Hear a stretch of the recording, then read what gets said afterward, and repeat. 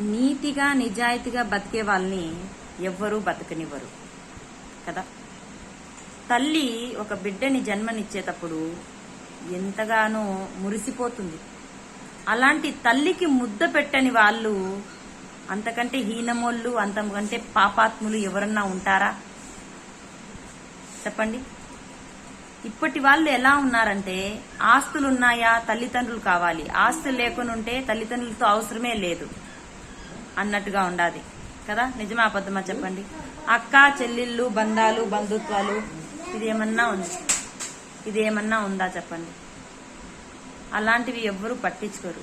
ఏదో ఒక అక్కకి ఆడబిడ్డకి తల్లిదండ్రులు ఇంటికి రావాలని ఎంతో కోరికగా ఉంటుంది.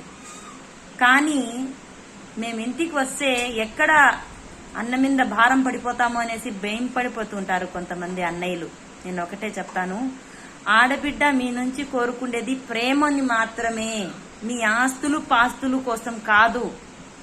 అరే మాకు కూడా తల్లిదండ్రులు ఉన్నారు, మేము భర్త ఇంట్లో ఎంతో చేసి అలిసిపోయాము, తల్లిదండ్రులు ఇంటికి పోతే మాకు ఒక సంతోషం అనేది ఉంటుంది, మా వాళ్ళు ఉంటారు, మా అన్న ఉంటారు, మా తల్లి ఉంటుంది అని ఆలోచించేదే ఆడబిడ్డ.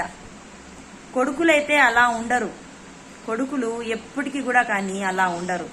ఏం ఆలోచిస్తారంటే ఇదంతా ఏంది సెంటిమెంటు, ఆస్తుందా పాస్తుందా, వీళ్ళకి ఎంత నగ ఉంది అనేసి ఆలోచిస్తారు కదా. నిజమా అబద్ధమా.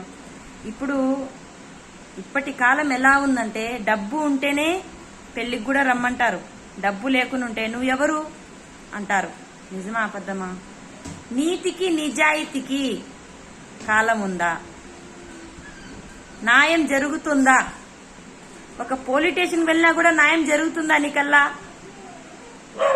మనీ ఉండాలి భయ్యా.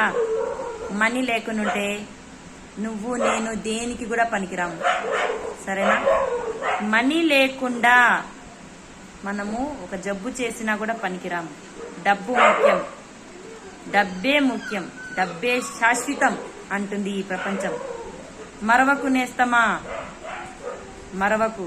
నువ్వు ఖర్చు చేసే ప్రతి ఒక్క రూపాయి కూడా ఆలోచించి చెయ్యాలి. Okay, bye.